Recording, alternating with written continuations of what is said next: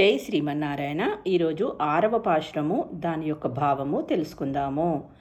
புல்லும் சிலும்பினகான் புல்லரையன் கோயிலில் வெள்ளை விழிசங்கின் பேரரவம் கேட்டிலையோ பில்லா எழுந்தி ராய்பேய் முலை நஞ்சுர்ரு கல்லச்சகடம் கலக்கய காலோச்சி வெள்ளத்தரவில் துயிலமர்ன வித்தினை உள்ளத்து கோண்டு முனிவர்களும் యోగిగలుం మెల్ల వెలుందు ఆయన పేరరవం ఉల్లం పుగుందు కులిర్దేలో రెంబావాయ్.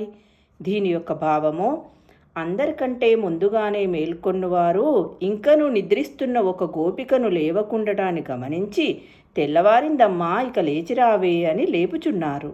వేకువనే మేల్కొన్న పక్షులు ఒకరినొకరు పిలుచుకుంటూ మేతకు పోదాము రండ్రా అంటూ కూస్తూ పోతున్నాయి.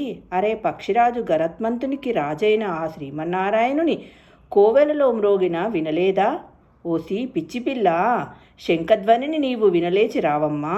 ఇదిగో పూతన స్థనములయందున్న విషాన్ని ఆరగించినవాడు, తనను చంపటానికి వచ్చిన చకటాసురుని కీళ్ళూడినట్లు తన కాళ్లతో తన్నినవాడు అయిన ఈ శ్రీకృష్ణుడే ఆ పాలసముద్రంలో ఆదిశేషునిపై హాయిగా యోగనిద్రలో శయనించిన శ్రీమన్నారాయణుడు.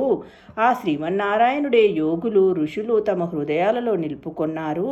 అతనికి శ్రమ కలగకుండునట్లుగా మెల్లగా హరి హరి అని అతనిని స్మరిస్తూ చేసిన ధ్వని పెద్దగా ధ్వనించి మా హృదయాలను చేరి చల్లబరిచింది, వణికించింది. మేమంతా మేల్కొన్నాము, మరి నీవు మాత్రం కదలక అట్లే పరుంటివేమమ్మా. ఇది నీకు వినబడలేదా? రమ్ము రమ్ము, మాతో గుడి వ్రతము చేయుము అని లేపిన విషయము. ఓం శ్రీమాత్రే నమః. రేపటి వీడియోలో 7వ పాశురము, దాని యొక్క భావము తెలుసుకుందాము.